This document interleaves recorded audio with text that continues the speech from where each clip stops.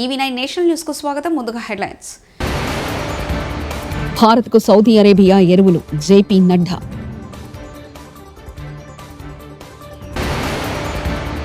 Ramoji film city తెలంగాణలో ఉందని చెప్పేందుకు గర్విస్తున్న రేవంత్ రెడ్డి.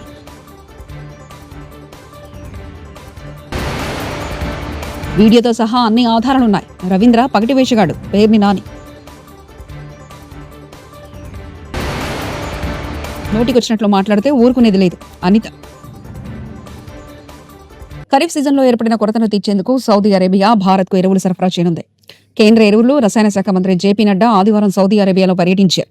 అత్యధిక యూరియాతో పాటు ఇతర ఎరువులను ఉత్పత్తి చేసే కిప్కో ఇతర సంస్థల ప్రతినిధి బృందం భారతీయ రాయభారి సోహెల్ అహ్మద్ ఖాన్తో కలిసి రాస్ అల్ ఖైర్ ప్రాంతంలో ఉన్న గనులు, ఎరువుల సంస్థ మాదెన్కు చెందిన ఫ్యాక్టరీని సందర్శించారు. శుక్రవారం రాత్రి సౌదీకి వచ్చిన మంత్రి ఇక్కడ అధికారులు, వ్యాపారవేత్తలతో సమావేశమయ్యారు. ఎరువుల ఉత్పత్తి, సరఫరా తదితరుల వారితో చర్చించారు. యూరియా, ఇతర ఎరువులను దిగుమతి విషయం గురించి మాట్లాడుకున్నారు. రామోజీ ఫిల్మ్ సిటీలో శ్రీమద్ భాగవతం చిత్రీకరణ తెలంగాణకి గర్వకారణమని సీఎం రేవంత్ రెడ్డి అన్నారు. రామోజీరావు ఫిల్మ్ సిటీని అద్భుతంగా నిర్మించారు. రామోజీ ఫిల్మ్ సిటీ దేశంలోనే యూనిక్ స్టూడియో. ఇది తెలంగాణలో ఉందని చెప్పేందుకు గర్విస్తున్నా అని సీఎం చెప్పారు. రామోజీ ఫిల్మ్ సిటీలో జరిగిన శ్రీమద్ భాగవతం పార్ట్ 1 చిత్రీకరణ ప్రారంభోత్సవంలో ఆయన పాల్గొని మాట్లాడారు.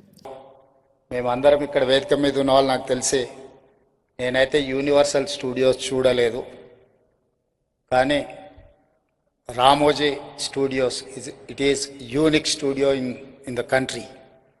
whoever wants to make a movie that may be historic, that may be socio fantasy, any movie if they wanted to shoot, this is the place. I'm proud to say Ramoji Film City is in Telangana, Hyderabad.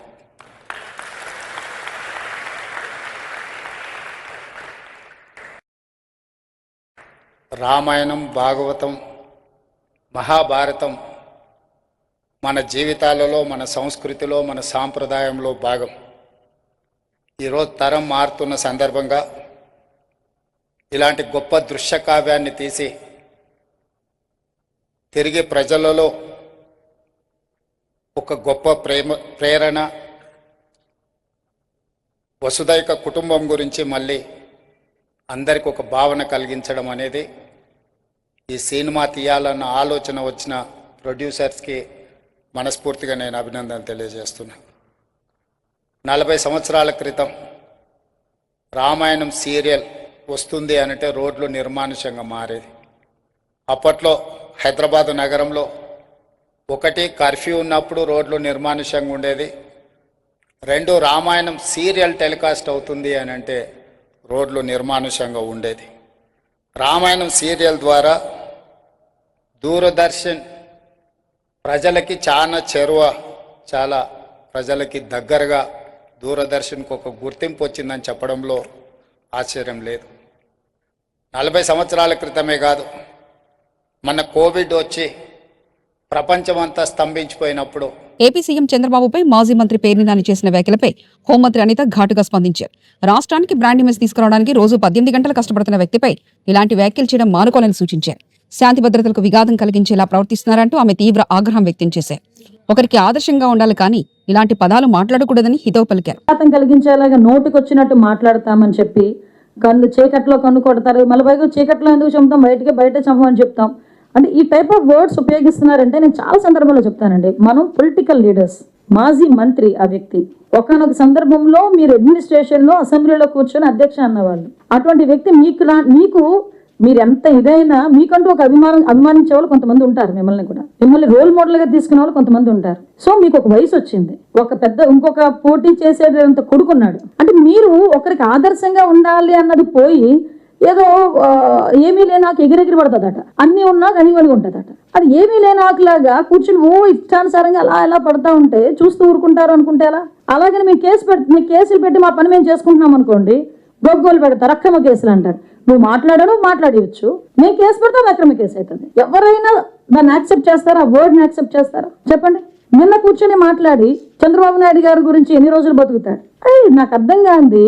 4-5 టాబ్లెట్లు వేసుకొని ఉదయం లేస్తే 4-5 టాబ్లెట్లు మింగి 10 సంతకాలు పెడితే 11వ సంతకాన్ని చేతులు వణికిపోయే వాళ్ళు కూడా చంద్రబాబు నాయుడు గారి వయసు గురించి మాట్లాడుతున్నారు. ఈ రోజు చంద్రబాబు నాయుడు గారు వ్యక్తిత్వం గురించి మాట్లాడుతున్నారు. చంద్రబాబు నాయుడు గారు లాగా నుంచొని ఒకే సబ్జెక్టు గురించి సబ్జెక్టుతో పాటు అవతల వాళ్ళకి మోటివేట్ చేసే విధంగా 2 hours నుంచి మాట్లాడమనండి ఎవరినైనా. మేము మాట్లాడాలనుకుంటే ఎవరు మాట్లాడొచ్చండి. కానీ నేను ఇప్పుడు ఎందుకు కొంచెం నేను ఆగుతున్నానంటే, మేము అనుకున్న థీమ్ ఒకటి ఈరోజు గాంజా విషయంలో, అది ప్రజల్లోకి వెళ్ళాలి. కాబట్టి ఇలాంటి విషయాలు ఏదైనా ఉంటే మాట్లాడడానికి నేను సిద్ధంగా ఉన్నా. నాకు కూడా చాలా ఉక్రోషంగానే ఉంది, మనసుకి బాధ అనిపిస్తుంది. ఉక్రోషం కూడా కాదు, మనసుకి బాధ. అర్హత ఉన్న అందరికీ రేషన్ కార్డులు ఇవ్వాలని బీజేపీ తెలంగాణ రాష్ట్ర అధ్యక్షుడు రామచంద్రరావు డిమాండ్ చేశారు. రాష్ట్రంలో కాంగ్రెస్ కార్యకర్తలకే రేషన్ కార్డులు ఇస్తున్నారని మిగతా వారి పరిస్థితి ఏమిటంటూ ప్రశ్నించారు. రేషన్ బియ్యాన్ని కేంద్ర ప్రభుత్వమే ఇస్తుందని స్పష్టం చేశారు. రేషన్ షాపుల్లో ప్రధానమంత్రి నరేంద్ర మోదీ ఫోటో పెట్టాలని సూచించారు. ఇవాళ సోమవారం నల్గొండ జిల్లాలో రామచంద్రరావు పర్యటించారు. ఆయనకు బీజేపీ శ్రేణులు ఘన స్వాగతం పలికారు. బీజేపీ నేతలకు రాబోయే ఎన్నికలపై దిశానిర్దేశం చేశారు. ఈ సందర్భంగా రామచంద్రరావు మీడియాతో మాట్లాడారు. ఈరోజు భారతీయ జనతా పార్టీ దేశవ్యాప్తంగా దాదాపు 21 రాష్ట్రాల్లో ప్రభుత్వంలో మనం ఉన్నాం. దక్షిణాదిన గతంలో మనం కర్ణాటకలో మనం ప్రభుత్వంలో ఉన్నాం. పాండుచేరిలో ఇప్పుడు మనం ప్రభుత్వంలో ఉన్నాం. రాబోయే రోజుల్లో దక్షిణ భారతానికి ముఖద్వారం అయ్యేది తెలంగాణ కూడా భారతీయ జనతా పార్టీ ప్రభుత్వం వస్తుందని చెప్పి నాకు పూర్తి నమ్మకం ఉంది. మిత్రులారా, ఇప్పుడు మన కొంత దూరంలోనే ముఖ్యమంత్రి గారు కొద్దిసేపట్లో రేషన్ కార్డు పంపిణీ చేస్తా అంటున్నారు. ఈ రేషన్ కార్డుల పంపిణీ చేస్తాడో, రేషన్ కార్డు పంపిణీ చేసినట్టు కాగితాలు ఇస్తాడో మనకు తెలియదు. కానీ నేను ఈ కాంగ్రెస్ ప్రభుత్వానికి నేను హెచ్చరిస్తా ఉన్నాను. ఈ రేషన్ కార్డులో రాష్ట్ర వ్యాప్తంగా కూడా ఎవరైతే అర్హతలు ఉన్నారో వాళ్ళందరూ కూడా ఇవ్వాల్సిన అవసరం ఉన్నది. ఏదో మీరు ఇప్పటికే దళారులు తయారయ్యారు, ఈ దళారీ వ్యవస్థని ఖతం చేయండి. దళారీ చేతిలో రేషన్ కార్డు పంపిణీ మీరు పెడితే బీద వాళ్లకు రేషన్ కార్డు రాదు అనే విషయాన్ని కూడా గుర్తుపెట్టుకోవాలి మిత్రులారా. రేషన్ కార్డు ఇచ్చినట్టు చేసి కాలవ్యాపం చేసేటటువంటి ఒక ప్రభుత్వం చేస్తే భారతీయ జనతా పార్టీ దాన్ని వ్యతిరేకిస్తుందని కూడా చెప్తున్నాను మిత్రులారా. ఈరోజు 10 సంవత్సరాల నుంచి టీఆర్ఎస్ పార్టీ ఇదిగో రేషన్ కార్డులు, అదిగో రేషన్ కార్డులు అని చెప్తా ఉన్నారు. సంక్షేమ పథకాలకు రేషన్ కార్డు కావాలన్నారు. ఒక్కరికి రేషన్ కార్డు రాలేదు. మన సంక్షేమ పథకాలు ఎవరికి వస్తున్నాయని చెప్పేసి ఒక్కసారి మనం ఆలోచిద్దాం. ఏపీలో కేవలం రెడ్ బుక్ పాలన మాత్రమే సాగుతుందన్నారు మాజీ మంత్రి పేర్ని నాని. వైఎస్ఆర్సీపీ నేతలు కార్యకర్తలపై తప్పుడు కేసులు నమోదు చేసి అరెస్ట్ చేస్తే అలా చేసిన వారిని న్యాయస్థానంలో నిలబెడతామని హెచ్చరించారు. కొల్లి రవీంద్ర ఓ పగటి వేషగాడు, వేమిరెడ్డి ప్రశాంత్ రెడ్డి మహానటి అంటూ సెటరికల్ కామెంట్స్ చేశారు. వెంటనే కట్టుకుంది. ఇటన్నిటికీ విజువల్స్ ఉన్నాయి. ఆవిడ బ్యానర్ ఎక్కి ఎగబాకి, బ్యానర్ మీదకి ఎగబాకి ఎక్కి అవి కోసేస్తున్నప్పుడు, అవి పీకేస్తున్నప్పుడు, ఆ పీకిన తర్వాత ఆ క్రమంలో దెబ్బ తగలటం, దానికి కట్టుకోవటం అన్నీ ఆఖరికి తెలుగుదేశం ఛానల్స్తో కూడా రికార్డ్ అయ్యి ఉంది. రికార్డ్ అయ్యి ఉన్న దాన్ని వాళ్ళ కారు వెనక సీట్లో కూర్చుని కారు గుద్దాడని చెప్పని కేసు కడతాం అంటే ఇంతకన్నా దగాకోరు ప్రభుత్వం, దివాలా కోరు ప్రభుత్వం, తప్పుడు కేసుల ప్రభుత్వం, సైకో ప్రభుత్వం ఎక్కడ ఉందా నన్ను ఇప్పటి వరకు చరిత్రలో ఎక్కడా లేదు. ఖచ్చితంగా ఈ సాక్ష్యాలు ఆధారాలతో సహా మా దగ్గర ఉన్నటువంటి విజువల్స్, సాక్ష్యాల ఆధారాలు అన్నింటినీ కలిపి అవసరమైతే సుప్రీంకోర్టు దాకా పోలీసులు ఎవరైతే ఈ తప్పుడు కేసును నమోదు చేసి చర్యలు చేపట్టండి. ఖచ్చితంగా మిమ్మల్ని కోర్టుకి ఏడ్చకపోతే ఈ ప్రభుత్వాన్ని ఎవరైతే ఈ తప్పుడు కేసులో కనుక రాము మీద కేసు నమోదు చేసి అరెస్ట్ చేస్తే కనుక మేము వెయిట్ చేస్తాం. మీరు చేయండి. ఖచ్చితంగా న్యాయస్థానాల్లో మిమ్మల్ని నిలబెడతాం అనేది కూడా ఖాయం. మా దగ్గర అన్ని సాక్ష్యాల ఆధారాలు ఉన్నాయి.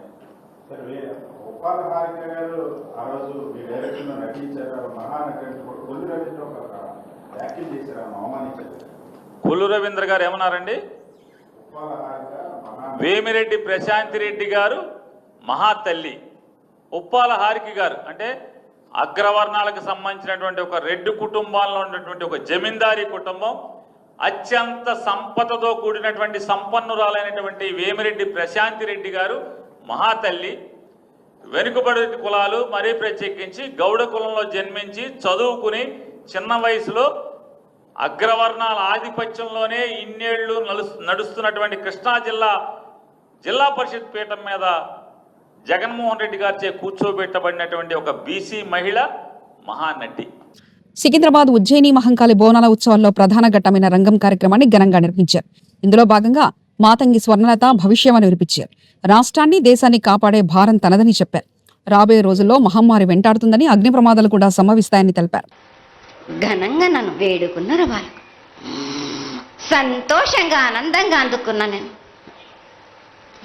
కానీ ప్రతి ఏడు మీరు ఏదో ఒక ఆటంకం చేస్తూనే ఉంటారు కదా బ్రాబాలకు. ఏటేడు నేను చెప్పుతూనే ఉంటా, కానీ మీరు మాత్రం నన్ను లెక్క చెయ్యకుంటున్నారా? అమ్మా, మాతోనే ఏదైనా పొరపాటు జరిగితే మమ్మల్ని మన్నించు తల్లి. మేము నీ కోరిక ఏముందో మీరు చెప్తే మేము అది శిరోత్సాహిస్తాం తల్లి. ఏడేడు నా కోరిక చెప్పుతూనే ఉన్నాను నేను, కానీ మీరు మాత్రం నెరవేర్చడం లేదు.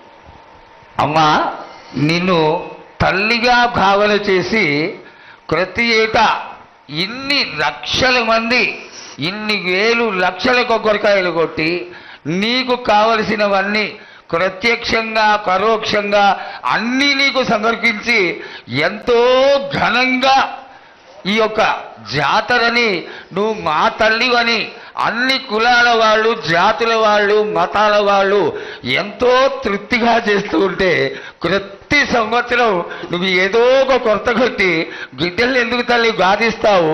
ఆ విధంగా బాధించకుండా నువ్వు మాలో చేరి మేము నీకు ఎల్లవేళలా నీ యొక్క భక్తి శ్రద్ధలతో ఈనాడు భక్తి లోకించి కాశీగిడ్డలు, చిన్న పిల్లలు, కాలేజీలో చదువుకుంటున్నటువంటి విద్యార్థులు వీళ్ళందరూ నాశనం అవుతున్నారు. వీళ్ళందరినీ నువ్వు చల్లటి చూపుతో చూసి వాళ్ళందరినీ ఆశీర్వదిస్తావని, ఆశీర్వదించడానికి ఏం పూజలు చేయాలో చెక్కు తల్లి, వాటిని తప్పకుండా చేసుకుంటాం. నా బిడ్డలనందరినీ నేను కడుపులో పెట్టి నేను కాపాడుకుంటున్నాను బాలక్క. కానీ తల్లిదండ్రులే కాదు, బాలలందరినీ విచ్చలవిడిగా మీరు వదిలేస్తున్నారు. అయినా కానీ నేను మాత్రం కడుపులో పెట్టుకొని కాపాడుకుంటూ వస్తున్నాను. కానీ ఏటేటుగా నాకు బండి గిరంత కాకున్నా కానీ గోరుమంతమంత కానీ నాకు మాత్రం ఇయరా బాలక్క. తప్పకుండా ఇంతవరకు నేను చుక్కలన్నీ నేను రాసుల కొద్ది నేను రప్పించుకుంటున్నానే గాని గోరు మందమంతా కూడా నాకు చెందదా బాలక్క. అమ్మా, ఎంత చుక్కలు వచ్చినా గాని మీరు అరగించినా గాని నా కడుపులో పెట్టుకొని నేను కాపాడుతున్నా. నా పూజలన్నీ నాకు సక్రమంగా జరిపించాను. బండగిరంతా నేను కోరుకుంటున్నాను గాని అయినా మీరు నా బాలులే అని నేను గోరు మందమంతే కదరా బాలక. నాకు రక్తం చూపించమనిగా అమ్మా, 4 కాళ్ళ పెద్ద జీవం కాకున్నా గాని చిన్నది మాత్రమైనా చూపించలేరా బాలక. అమ్మా, ఏడు నేను ప్రతి ఏడుకి ఏటికేటికి నేను నా కొల్లారికి నేను చుక్కలు రప్పించుకుంటూనే ఉన్నా. నేను అమ్మా, ఇంతవరకు కూడా నాకు చూపించడలే, మీరు అరగించడానికే కదరా బాలక. అమ్మా, నీ ప్రసాదంగా ఆరగిస్తారే తప్ప అది దాని మీద ఉన్నటువంటి వ్యామోహంతో కాదు తల్లి. కానీ మొట్టమొదటే ఒక మాట చెప్పా తల్లి, ప్రత్యక్షంగా కానీ పరోక్షంగా కానీ నీకు జరిగే ప్రతి పూజ నేను దగ్గరుండి చేయిస్తున్నాను తల్లి. నువ్వు సంతోషించి ఆనందించి మమ్మల్ని ఆశీర్వదించాలే తప్ప నీ కోపాన్ని తెలియజేయరా తల్లి. నా కోపానికి మీరు బలి అవుతారు బాలక. నేను కోపం చూపించడలేదు, నేను కోరుకుంటున్నాను. నేను నా బాల బాలికలందరినీ కాదు మీ అందరినీ కూడా నేను నా కడుపులో పెట్టి కాపాడుకుంటున్నాను. నేను కానీ నేను ఇంత చుక్కలు రప్పించుకున్నా కానీ నాకు సక్రమంగా నాకు పూజలు జరిపించండి బాలక. నేను వేడుకునేదే కాదు, నేను ఆజ్ఞ చేసిందంటే నేను నా కన్ను ఎర్ర చేసిందంటే మీరు మాత్రం రక్తం గక్కుచోని చేస్తారు. భారత్కు సౌదీ అరేబియా ఎరువులు, జేపీ నడ్డా.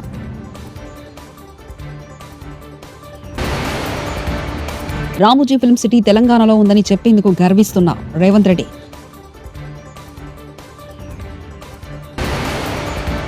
వీడియోతో సహా అన్ని ఆధారాలున్నాయి. రవీంద్ర పగటి వేషగాడు, పేర్ని నాని.